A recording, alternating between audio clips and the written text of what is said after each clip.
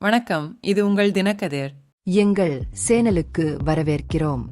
மகாபலிபுரத்தில் தனது கட்சியின் முதலாம் ஆண்டு விழாவில் உரையாற்றிய தமிழக வெற்றிக் கழக நிறுவனர் விஜய், மத்திய அரசு 3 மொழி கொள்கையை திணிக்க முயற்சிப்பதாக கூறப்படுவது தொடர்பாக பாஜக மற்றும் திமுக இடையே ஒரு ரகசிய அமைப்பு என்று விவரித்ததை தமிழக மக்கள் ஏற்கனவே அறிந்திருக்கிறார்கள் என்று கூறினார்.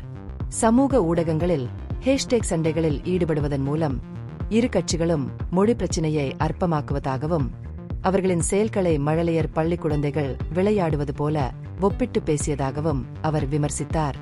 தனது எதிர்ப்பை வெளிப்படுத்திய அவர், திவிகே எந்த மொழி திணிப்பையும் உறுதியாக எதிர்க்கிறது மற்றும் மாநிலத்தின் உரிமைகள் மற்றும் கூட்டாட்சி நிர்வாக கொள்கைகளை நிலைநிறுத்துகிறது என்பதை வலியுறுத்தினார். தமிழ் மக்கள் அனைத்து மொழிகளையும் மதிக்கும் அதே வேளையில் எந்த வகையான மொழி திணிப்பையும் அவர்கள் பொறுத்துக்கொள்ள மாட்டார்கள் என்று கூறி, சுயமரியாதை பூமியாக தமிழ்நாட்டின் அடையாளத்தை விஜய் மீண்டும் உறுதிப்படுத்தினார். தனிநபர்கள் தங்கள் விருப்பப்படி எந்த மொழியையும் கற்றுக்கொள்ள உரிமை உண்டு. ஆனால் அத்தகைய முடிவுகளை அவர்கள் மீது அரசியல் ரீதியாக திணிக்கக்கூடாது என்று அவர் தெளிவுபடுத்தினார். குறிப்பாக அவர் தனது உரையில் இந்தியை வெளிப்படையாக குறிப்பிடுவதை தவிர்த்தார்.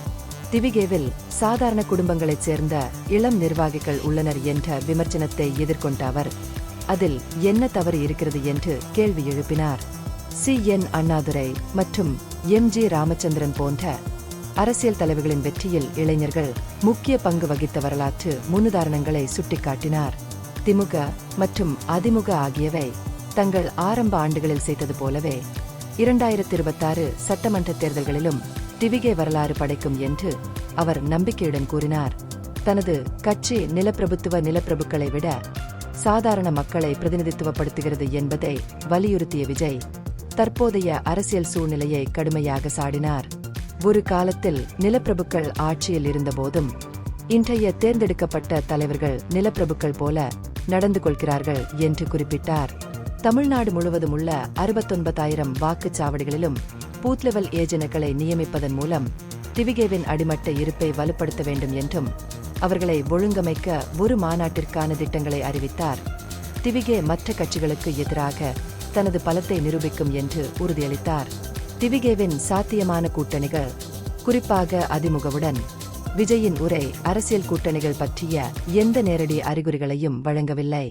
இருப்பினும் அரசியல் கணிக்க முடியாதது என்றும் கூட்டணிகளும் போட்டிகளும் தொடர்ந்து மாறிக்கொண்டே இருக்கும் என்றும் அரசியலில் நிரந்தர நண்பர்களோ எதிரிகளோ இல்லை என்ற கருத்தை வலுப்படுத்துவதாகவும் அவர் குறிப்பிட்டார். அவரது அறிக்கை திவிகேவின் சுயாதீனமான நிலைப்பாட்டை இப்போதைக்கு பராமரிக்கும் அதே வேளையில் சாத்தியக்கூறுகளுக்கு இடமளித்தது.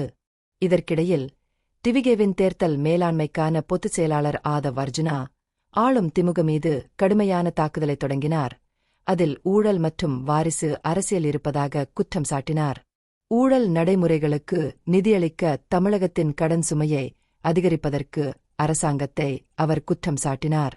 சுயமரியாதை மற்றும் அடிமட்ட அமைப்பை மையமாக கொண்ட மக்களை மையமாக கொண்ட இயக்கத்திற்கான விஜயின் அழைப்போடு ஒத்துப்போகும் வகையில் திவிகே தற்போதுள்ள அரசியல் ஸ்தாபனத்திற்கு மாற்றாக இருப்பதை அவரது கூர்மையான விமர்சனம் எடுத்துக்காட்டுகிறது. இந்த பகுப்பாய்வு நுண்ணறிவுள்ளதாக கண்டால் முக்கியமான அரசியல் முன்னேற்றங்கள் குறித்த கூடுதல் புதுப்பிப்புகளுக்கு லைக் செய்யவும், ஷேர் செய்யவும், சப்ஸ்கிரைப் செய்யும். இது உங்கள் தினக்கதிர். நன்றி.